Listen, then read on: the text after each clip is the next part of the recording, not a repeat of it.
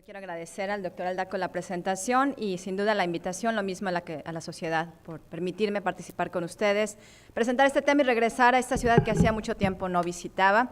Y bueno, también aprovecho para felicitar la organización, el esfuerzo para la sociedad mexicana, la mesa directiva, todo el equipo de trabajo, para llevar a cabo eventos como el día de hoy, como eventos regionales que son tan importantes y que cuestan tanto trabajo. Ya lo viví, entonces realmente pues muchas felicidades y sigan adelante con esto, que es integrar todas las regiones del país. Okay, muchas gracias. Y bueno, pues ahorita nos toca ver un tema tal vez un poco menos frecuente, con pocos casos, con pocas alternativas de tratamiento, pero que sin duda tiene una alta mortalidad, es decir, a pesar de su rareza, pues sí se convierte en una patología con una necesidad imperiosa de buscar opciones de tratamiento para mejorar el pronóstico de los pacientes. En términos generales, ya vimos con la doctora Bautista que el melanoma ha tenido un crecimiento y un cambio en sus opciones de tratamiento y en el pronóstico y las expectativas de los pacientes al conocer cada vez mejor su biología y la posibilidad de manejo con inmunoterapia. Como vemos en esta gráfica, ya se mencionaba, pues en comparación con las curvas convencionales de los tratamientos históricos, la oportunidad de ofrecer a los pacientes tratamientos con un anti-CTLA4 ha incrementado esas expectativas de supervivencia, mucho más allá cuando empleamos tratamientos como anti-PD1 y se proyecta que también estas combinaciones con PD1 pudiesen incrementar esa supervivencia y cada vez estamos más cercanos a ver estos resultados. Entonces, propiamente lo que vamos a abarcar el día de hoy, en cuanto a los melanomas, pues tenemos claro que tenemos los melanomas cutáneos y el subgrupo de melanomas extracutáneos. De este grupo de melanomas extracutáneos tenemos diferentes subtipos, melanomas oculares, ya se hablaba de los melanomas también de otras variables como leptomeningios, y los melanomas mucosos. Decíamos que son raros, pues bueno, tan raros como 1.4%, 1-2%, el doctor Trejo nos hablaba de una estadística de un 5%, y tenemos estadísticas en poblaciones orientales de más del 20%, ¿no? Bueno, ciertamente hay cierta variación racial, pero en términos generales son poco frecuentes. Vamos a ver que en los estudios que vamos a revisar posteriormente es alrededor de un 10%. Recordar un poquito que los melanomas primarios de mucosas pues se originan en las mucosas de diferentes áreas, tanto tracto respiratorio, gastrointestinal como urogenital, y tenemos que tubo digestivo como tal representa un 26%, cavidad nasal y senos paranasales propiamente una cuarta parte de los casos, ginecológicos principalmente vulva y vagina 22%, cavidad oral 15%, y tenemos algunas otras presentaciones más raras de melanomas mucosos en un 2 a un 5% de los casos. Hablábamos un poquito entonces de estos subtipos de melanoma, donde tenemos algunos que propiamente tienen esta exposición a radiaciones ultravioleta y otros que definitivamente no tienen este factor de riesgo, como ocurre en el melanoma mucoso, que directamente pues tiene factores de riesgo desconocidos, que es otra de las peculiaridades del melanoma mucoso y que lo hacen también complejo. En términos generales, el melanoma cutáneo representa la quinta causa en hombres, sexta en mujeres, y específicamente el de mucosas hablábamos 1 a 2% de los casos, en donde aquí sí la relación hombre-mujer pareciera invertirse, tenemos más casos de mujeres, esto a expensas de los melanomas ubicados en la región vulvovaginal. En otras localizaciones pareciera que no hay una gran diferencia, pero como vemos en esta tabla, donde podemos apreciar diferencias importantes, bueno, empezamos por ver el impacto del melanoma cutáneo, 153 casos por millón, a diferencia de 2 casos de melanoma de mucosas por millón. Mencionábamos más frecuentemente en hombres el melanoma cutáneo, en el mucoso tenemos una mayor frecuencia en mujeres. En porcentajes, pues 1.4%, tenemos que la tendencia es a un crecimiento en el melanoma cutáneo con una estabilidad del melanoma mucoso, ciertamente no es fácil identificarlo, también el doctor Trejo nos dio una revisión muy interesante de lo poco de información que a veces podemos lograr obtener de algunos estudios de imagen. Los factores de riesgo, señalábamos, el melanoma mucoso no son conocidos, el promedio de edad es un poco mayor en el melanoma mucoso, la raza, sin duda, en el melanoma cutáneo es más frecuente en blancos, en el caso de mucoso no hay grandes diferencias. Y entre todo, pues de lo más importante es este impacto en la supervivencia, donde tenemos que el melanoma mucoso tiene supervivencias a 5 años del 25%, a diferencia de un 80% en el caso del melanoma cutáneo. Y bueno, pues en conjunto lo que tenemos es un panorama de una patología, un melanoma, donde no hay datos clínicos específicos, es decir, pues no vamos a poder tener un diagnóstico realmente temprano, la mayoría de los casos tienen un diagnóstico tardío. Como vemos en estas gráficas, melanoma mucoso, a diferencia del melanoma cutáneo, ya sea en etapa temprana o avanzada, pues es el que tiene peor pronóstico, y propiamente de los melanomas extracutáneos tenemos que pues el mucoso es todavía de peor pronóstico a diferencia de la acral o del uveal. Y bueno, ciertamente su rareza tampoco nos permite establecer protocolos para poder estadificar. Aquí, como pues mencionamos, no hablamos de tempranos o avanzados, realmente no tenemos mucha información para ello, y también pues las alternativas de tratamiento van a ser muy escasas, y vamos a revisar algunas de sus peculiaridades. En el contexto de la heterogeneidad molecular, tenemos claro que melanoma mucoso tiene una gran cantidad de variantes estructurales. Sin embargo, como podemos ver aquí, las mutaciones somáticas son menos frecuentes que en el melanoma cutáneo. Sin duda, pues esto debido a los factores de riesgo y el contacto con radiaciones ionizantes. Entonces, hay variables. Por un lado, tenemos una gran cantidad de variables estructurales, pero las somáticas son menos frecuentes que en el melanoma cutáneo. Y aquí tenemos, pues efectivamente, ya analizando un poquito esta información, en cuanto al melanoma de mucosas, tenemos que el BRAF es poco frecuente. Si me pueden dar la siguiente, por favor. Y en comparación con el melanoma cutáneo, BRAF es realmente menos común, y de aquí que algunas de las opciones de tratamiento que se mencionaban en el melanoma cutáneo pues no tengan un papel o una investigación significativa en el melanoma de mucosas. Si bien, por el contrario, lo que corresponde a mutaciones de KIT, amplificaciones y mutaciones sí son mucho más significativas que en el melanoma cutáneo, y de ahí es donde tenemos una vía de trabajo que vamos a analizar posteriormente.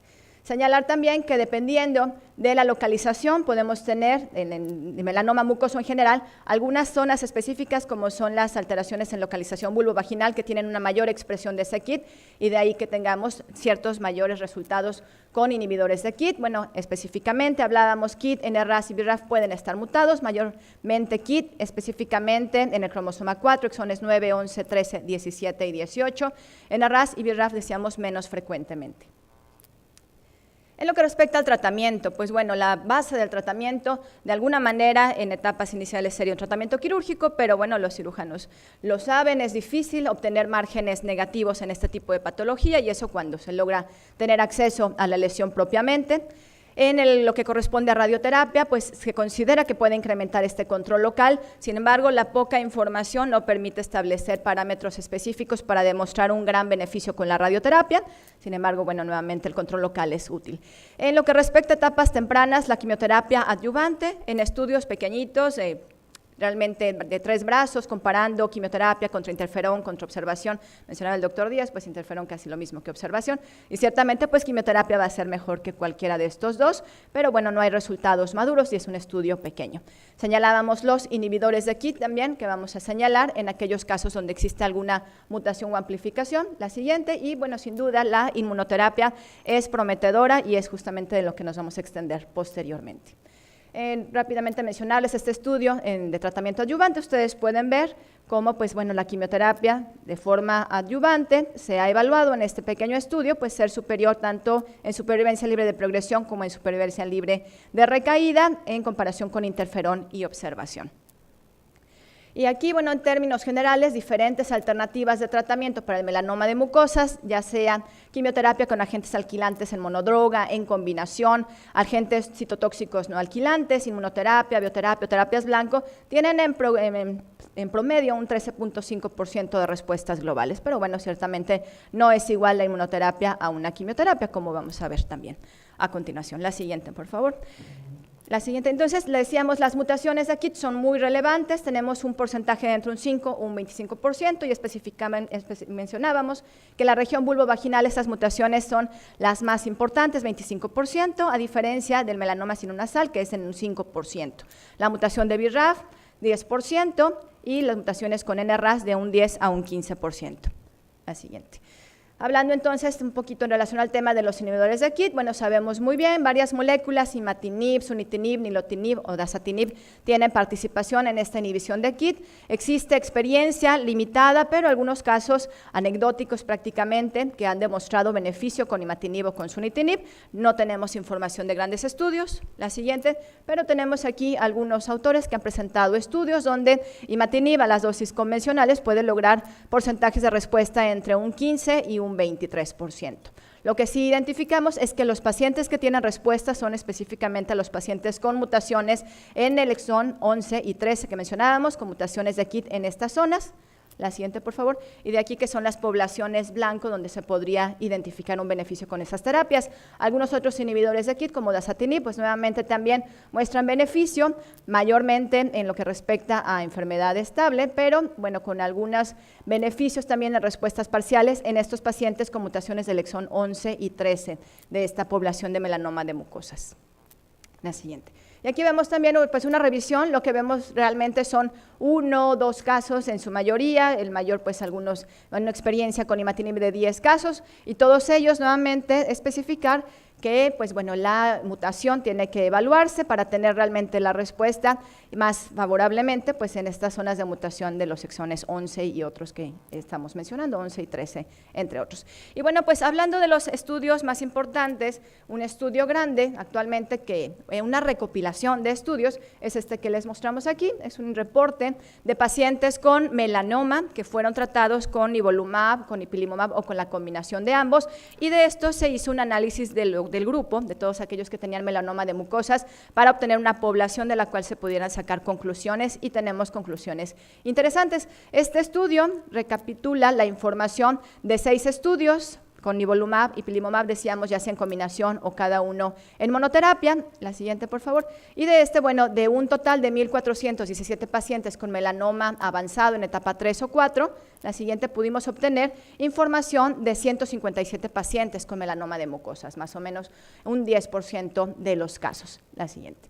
Específicamente de estos 6 estudios, de los estudios con nivolumab, 86%, 10% en aquellos pacientes de este gran grupo de población tenían melanoma de mucosas. En el contexto de la combinación nivolumab y ipilimumab, nuevamente alrededor de un 9%, y en lo que respecta a IPI en monoterapia, nuevamente una población del 10%, en cada uno de ellos en promedio pues realmente poco frecuente. Pero bueno, hablando entonces de estos estudios que la doctora Bautista también ya mencionaba anteriormente, pues vemos cómo la supervivencia libre de progresión es, bueno, sin duda menor para ipilimumab, nivolumab alrededor de 6.2 meses, y una mayor en este estudio de combinación, pues resulta un mejor resultado con la combinación. La siguiente.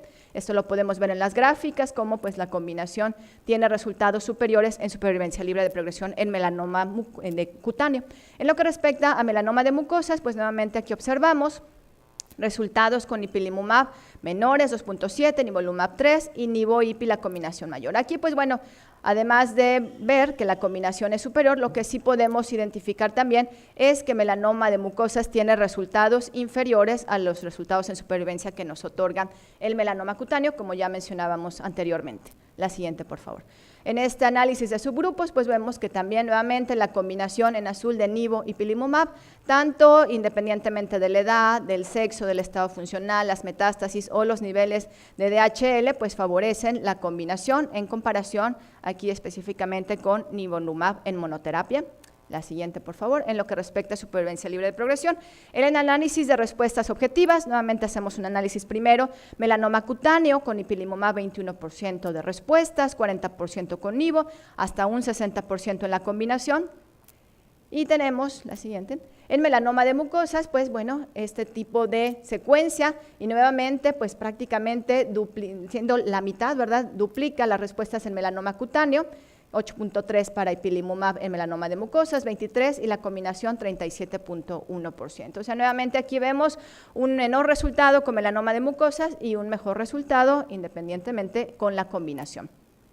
Aquí analizando específicamente cada uno de los grupos y en comparación para cada uno de en melanoma de mucosas y presentación cutánea, tenemos que en la mayoría de los casos con nivo y en la combinación tenemos cierto porcentaje de respuestas completas. Si bien esto es mayor en lo que respecta a nivolumab en monoterapia, tenemos un mayor porcentaje de respuestas completas para melanoma de mucosas, no así aparentemente, si bien estos son grupos pequeños, aquí hablamos solamente de 35 pacientes, aparentemente pues aquí el impacto es importante o es mayor en el cutáneo, pero no tanto así en el de mucosas. Pero bueno, nuevamente hablamos que son grupos muy pequeños y en este punto, pues bueno, la importancia es que las respuestas sí son superiores de forma global en la combinación, independientemente del origen primario de mucosas o cutáneo.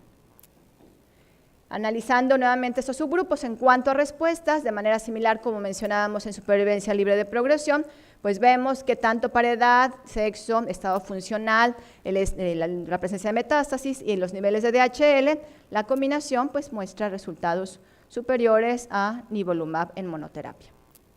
La siguiente, por favor. Haciendo un análisis, Yolanda lo mencionó, muy importante, pues no es algo que estrictamente tengamos establecido para la indicación del tratamiento, pero pues sí es evidente que la actividad se modifica en función de la expresión de PDL1 y en este caso, haciendo cortes de PDL1 más del 5% y menor del 5%, vemos diferencias en este grupo de pacientes específicamente con melanoma de mucosas en cuanto a respuestas superiores en lo que respecta a los pacientes que tenían PDL1 mayor del 5%, lo vemos en ipilimumab, la siguiente. Nivolumab de la misma manera y con mucha más intensidad y la combinación nivo-ipi pues también prácticamente nivolumab cuadriplica, nivolumab ipilimumab duplica estas respuestas en aquellos pacientes que tienen expresión de PDL1 mayor del 5%.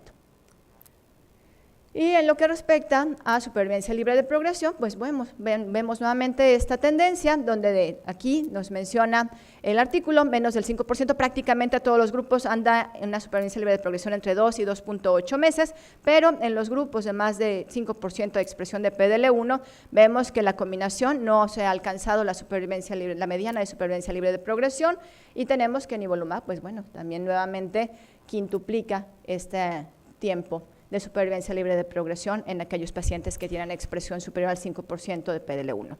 Y evaluando la toxicidad, que también ya mencionaban anteriormente, pues bueno, sin duda sabemos que la combinación puede tener un mayor impacto, pero haciendo una comparación del melanoma cutáneo y el mucoso, la siguiente por favor, pues vemos específicamente la siguiente, cómo estas toxicidades aparentemente grado 3 y 4 son superiores en lo que respecta al melanoma cutáneo.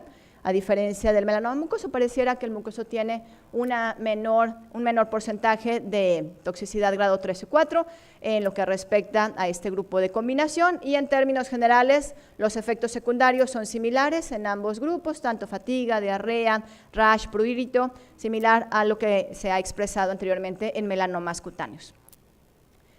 Un pequeño comentario también, la información pareciera un poco menor, pero también extrapolando resultados de poblaciones tratadas con melanomas cutáneos en tratamiento con pembrolizumab, la siguiente, tenemos que de un total también grupos grandes de pacientes estudiados, de 1.567 pacientes, en 84 pacientes con melanoma de mucosas, se puede demostrar respuestas de alrededor del 19% y bueno, significativamente destacar pues siempre las respuestas que son prolongadas, mayor de 27 meses. Entonces, nuevamente algo similar. Prácticamente para terminar, la información que tenemos ahorita pues es poca, sin embargo hay información que se está produciendo, son 32 estudios los que podemos encontrar en la página de Clinical Trials hablando sobre melanoma de mucosas, algunos de ellos van desde etapas tempranas, ahorita la inmunoterapia pues se mueve sin duda a etapas más tempranas, tanto en adjuvancia como en adjuvancia, tenemos información con inmunoterapia en este tipo de grupos de pacientes, la siguiente, y aquí en lo que respecta a enfermedad avanzada pues tenemos nuevamente diferentes secuencias de tratamiento de nivolumab, de ipilimumab y algunas otras combinaciones de quimioterapia con algunos factores antiangiogénicos, por ejemplo, como algunas alternativas también de manejo para melanoma de mucosas. Y bueno, finalmente, entonces, como conclusión, pues referimos que el melanoma de mucosas, decíamos, es poco frecuente. En general, tenemos que, claro, que tiene un pronóstico pobre, que las terapias convencionales realmente no aportan mucho. La información que tenemos se evalúa específicamente en estudios retrospectivos, casos anecdóticos, no tenemos grandes estudios aleatorizados o que tengan una verdadera evaluación específicamente en esta población. Tenemos necesidad no satisfecha para terapias en ese grupo de pacientes con melanoma submucoso, y imatinib puede tener un papel específicamente en pacientes con mutaciones de KIT, exones 11 y 13 que mencionábamos. La inmunoterapia es sin duda pues en todo lo que respecta al tratamiento de melanoma prometedora, y los resultados parecieran mucho mejores en las combinaciones con inmunoterapia. Muchas gracias.